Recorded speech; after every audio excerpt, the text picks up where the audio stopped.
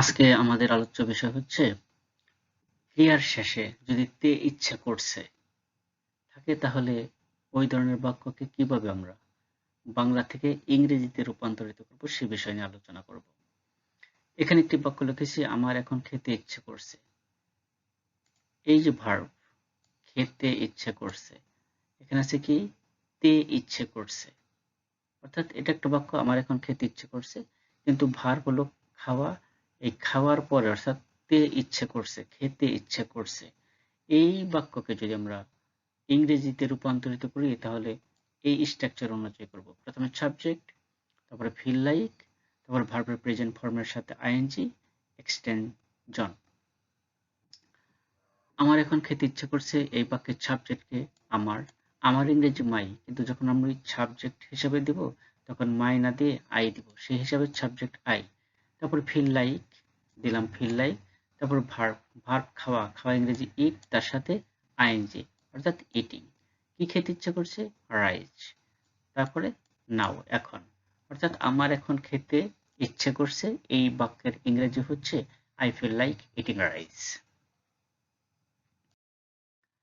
সেন্টেন্সটি যদি প্রশ্নবোধক হয়, অর্থাৎ ভার্বের পরে তে ইচ্ছে করছে, কিন্তু ওই বাক্যটি যদি প্রশ্ন হয়, অর্থাৎ ওই বাক্যে যদি কি থাকে, তাহলে আমরা কিভাবে বাংলা থেকে ইংরেজিতে রূপান্তরিত করব। এখানে একটি বাংলা বাক্য লিখেছি, তোমার কি বিশ্রাম নিতে ইচ্ছে করছে। এই যে তে ইচ্ছে করছে অর্থাৎ বিশ্রাম নেওয়া ভার্ব, এখানে আছে তে ইচ্ছে করছে, এবং বাক্যে একটা কি আছে অর্থাৎ প্রশ্ন আছে। এই তে ইচ্ছে করছে বাক্যে যদি প্রশ্ন থাকে অর্থাৎ কি থাকে, তাহলে আমরা ওই বাক্যকে বাংলা থেকে ইংরেজিতে রূপান্তরিত করতে গেলে এই স্ট্রাকচার অনুযায়ী করব। প্রথমে ডু ডাস, অর্থাৎ সাবজেক্ট অনুসারে ডু বা ডাস। সাবজেক্ট যদি থার্ড পারসন সিঙ্গুলার হয়, অর্থাৎ হি সি ইট একটি নাম যদি হয়, তাহলে আমরা দেব ডাস, অন্যান্য সাবজেক্টের সাথে আমরা দেব ডু। তারপরে সাবজেক্ট, তারপরে ফিল লাইক, ভার্বের প্রেজেন্ট ফর্মের সাথে আইএনজি যোগ, এক্সটেনশন, শেষ একটা প্রশ্নবোধক চিহ্ন। তোমার কি বিশ্রাম নিতে ইচ্ছে করছে। এখানে সাবজেক্ট তোমার, তোমার ইংরেজি ইউ, ইউর সাথে ডু বসে, আর হি সি ইট একটি নামের সাথে ডাজ বসে। আর সাবজেক্টের আগে আমরা ডু দিয়েছি, এই জন্যই এই বাক্যটির মধ্যে একটা কি আছে অর্থাৎ প্রশ্ন আছে, এই জন্য আমরা কি দিয়েছি, সাবজেক্টের আগে অক্সিলারি ভার্ব ডু দিয়েছি। তারপরে সাবজেক্ট ইউ, ইউর পর ফিল লাইক, তারপরে ভার্ব নিতে নেওয়া ইংরেজি টেক, তার সাথে আমরা আইএনজি দিয়েছি, অর্থাৎ ইচ্ছে করছে ইংরেজি যদি থাকে তারপর ফিল লাইক এবং ভার্বের প্রেজেন্ট ফর্মের সাথে আইএনজি, তারপর এক্সটেনশন, শেষে একটা প্রশ্নবোধক চিহ্ন। এই জন্যই যে বাক্যটি ইন্টারোগেটিভ সেন্টেন্স। সেন্টেন্সটি যদি নাবোধক হয়, অর্থাৎ ভার্বের পরে যদি তে ইচ্ছে করছে থাকে এবং ওই বাক্যে যদি না থাকে, অর্থাৎ বাক্যটি যদি নেগেটিভ হয়, তাহলে আমরা এই স্ট্রাকচার অনুযায়ী বাংলা থেকে ইংরেজিতে রূপান্তরিত করব। প্রথমে সাবজেক্ট, সাবজেক্টের পরে ডোন্ট অথবা ডাজন্ট, অর্থাৎ সাবজেক্ট অনুযায়ী ডোন্ট হবে অথবা ডাজন্ট হবে। সাবজেক্ট যদি থার্ড পারসন সিঙ্গুলার হয়, অর্থাৎ হি সি ইট একটি নাম যদি সাবজেক্ট হিসেবে থাকে, তার সাথে আমরা ডাজন্ট দেব। তারপরে ফিল লাইক, ভার্বের প্রেজেন্ট ফর্মের সাথে আইএনজি, এক্সটেনশন। আমার এখন ঢাকায় যেতে ইচ্ছে করছে না। এই যে তে ইচ্ছে করছে, এই তে ইচ্ছে করছে যদি থাকে, আর ওই বাক্যকে যদি আমরা ইংরেজি করি, তাহলে তে ইচ্ছে করছে জন্য আমরা দেব ফিল লাইক এবং ভার্বের সাথে আইএনজি যোগ, এবং এখানে আছে না, অর্থাৎ বাক্যটি নেগেটিভ। তো প্রথমে সাবজেক্ট আমার, আমার ইংরেজি মাই, কিন্তু যখন সাবজেক্ট হিসেবে বসবে তখন মাই না বসে বসবে আই, সেই হিসেবে আই, আয়ের সাথে ডাজন্ট না বসে ডোন্ট বসে। আর ডোন্ট এই জন্য দিয়েছি, বাক্যটি এই যে না আছে অর্থাৎ নেগেটিভ। তারপরে তে ইচ্ছে করছে যদি থাকে আমরা দিব ফিল লাইক, এবং ভার্ব হলো যাওয়া, যাওয়া ইংরেজি গো, তার সাথে আইএনজি যোগ। তারপর কোথায় যাচ্ছে, ঢাকা, টু ঢাকা, কখন, এখন, নাও।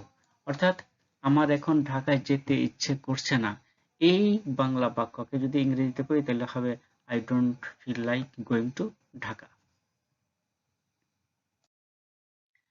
সেন্টেন্সটি যদি প্রশ্নবোধক ও নাবোধক হয়, অর্থাৎ ক্রিয়ার শেষে তে ইচ্ছে করছে এবং আছে না, আছে কি, এই কি এবং না যুক্ত অর্থাৎ ইন্টারোগেটিভ নেগেটিভ বাক্যকে আমরা বাংলা থেকে ইংরেজিতে রূপান্তরিত করতে গেলে আমরা এই স্ট্রাকচার অনুযায়ী করব। স্ট্রাকচার দুইটা, আমি দুইটাই বলছি। প্রথমে ডোন্ট অথবা ডাজন্ট, তারপরে সাবজেক্ট, ফিল লাইক, ভার্বের প্রেজেন্ট ফর্মের সাথে আইএনজি যোগ, এক্সটেনশন। দ্বিতীয় গঠন হচ্ছে প্রথমে ডু বা ডাজ, তারপর সাবজেক্ট, তারপরে নট, তারপর ফিল লাইক ভার্বের প্রেজেন্ট ফর্মের সাথে আইএনজি যোগ এক্সটেনশন। তোমার কি আমার সাথে কথা বলতে ইচ্ছে করছে না? এই যে তে ইচ্ছে করছে, তে ইচ্ছে করছে জন্য আমরা দেবো ফিল লাইক।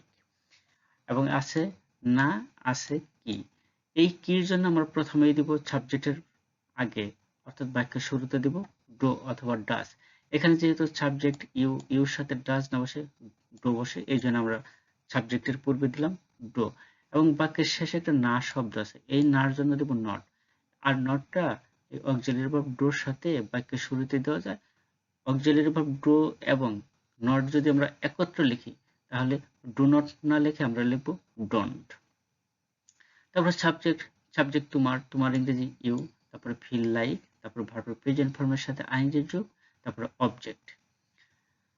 এই বাক্যকে আমরা আরেকটা ভাবে করতে পারি, অর্থাৎ প্রশ্নের জন্য আমরা অক্সিলারি ভার্ব ডু বা ডাজ সাবজেক্টের পূর্বে দেব, তারপরে সাবজেক্ট এবং নার জন্য সাবজেক্টের পরে নটে দেব, অর্থাৎ ডু ইউ নট। তারপর তে ইচ্ছে করছে, এর জন্য আমরা দেব ফিল লাইক, তারপরে ভার্বের প্রেজেন্ট ফর্মের সাথে আইএনজি যোগ, তারপরে অবজেক্ট এবং শেষে একটা প্রশ্নবোধক চিহ্ন, এই জন্য যে বাক্যটির মধ্যে কি আছে। অর্থাৎ বাংলা বাক্যে যদি কি থাকে, তাহলে আমরা শেষে দেব একটা প্রশ্নবোধক চিহ্ন, এবং ইংরেজি বাক্যে যদি সাবজেক্টের পূর্বে অক্সিলারি ভার্ব থাকে, তাহলে আমরা বাক্যের শেষে দিব একটা প্রশ্নবোধক চিহ্ন। বাক্যটি ডুপ্লিস কোশ্চেন হলে, অর্থাৎ এই যে তে ইচ্ছে করছে, কিন্তু এখানে আছে কয় দীর্ঘ ইকার ধি, কয় দীর্ঘ ইকার কি যদি থাকে, তাহলে আমরা মনে করবো বাক্যটি ডুপ্লিস কোশ্চেন। এই কয় দীর্ঘ ইকার কির ইংরেজি হলো হোয়াট।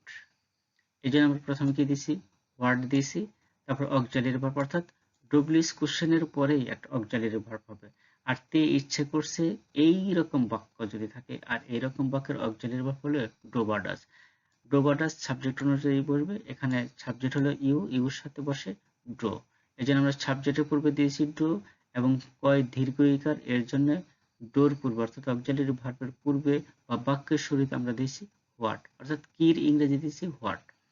তারপরে তে ইচ্ছে করছে, এই তে ইচ্ছে করছে জন্য আমরা দেবো ফিল লাইক এবং ভার্বের প্রেজেন্ট ফর্মের সাথে আইএনজি যোগ, শেষে একটা প্রশ্নবোধক চিহ্ন। অর্থাৎ তোমার কি পড়তে ইচ্ছে করছে, এই বাক্যকে যদি আমরা বাংলা থেকে ইংরেজিতে করি, তাহলে what do you feel like reading, শেষে একটা প্রশ্নবোধক চিহ্ন, কারণ বাক্যটি ইন্টারোগেটিভ সেন্টেন্স। তো ভিউয়ার্স, আজকে এ পর্যন্তই। আমরা অন্য কোনো দিন অন্য কোনো টপিক নিয়ে বিস্তারিত আলোচনা করব।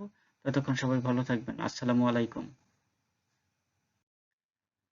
ভিউয়ার্স, আরেকটি কন্টেন্টের আমি একটু আলোচনা করব ডব্লিউএস কোশ্চেনের ব্যাপারে। এখানে একটি বাংলা বাক্য লিখেছি, কি জন্য আমার সাথে কথা বলতে ইচ্ছে করছে না। এই যে বাংলা ভার্বের পরে, অর্থাৎ কথা বলা ভার্ব, এরপর আছে তে ইচ্ছে করছে। এই তে ইচ্ছে করছে থাকলে আমরা দেবো ফিল লাইক এবং ভার্বের প্রেজেন্ট ফর্মের সাথে আইএনজি যোগ। কিন্তু শেষে আছে না, এবং বাক্যের শুরুতে আছে কি জন্য। এই কি জন্য ইংরেজি হলো ফরওয়ার্ড, ফরওয়ার্ড ডব্লিউএস। এবং ডব্লিউএস এর পরে এই যে স্ট্রাকচার আমরা লিখেছি, প্রথমে ডব্লিউএস ওয়ার্ড, তারপর don't, doesn't, subject, feel like, ভার্বের প্রেজেন্ট ফর্মের সাথে আইএনজি যোগ, এক্সটেনশন। এই কি জন্য ইংরেজি আমরা প্রথমে দিয়েছি ফরওয়ার্ড, তারপরে ডোন্ট বা ডাজন্ট, এই যে না, এই নার জন্য আমরা ডোন্ট বা ডাজন্ট দেব। এখানে সাবজেক্ট হি, থার্ড পারসন সিঙ্গুলার, এই জন্য আমরা দিয়েছি ডাজন্ট। তারপরে সাবজেক্ট, সাবজেক্ট হিসাবে হি, তারপরে ফিল লাইক দিলাম, ফিল লাইক ভার্বের প্রেজেন্ট ফর্মের সাথে আইএনজি যোগ, অবজেক্ট, এক্সটেনশন।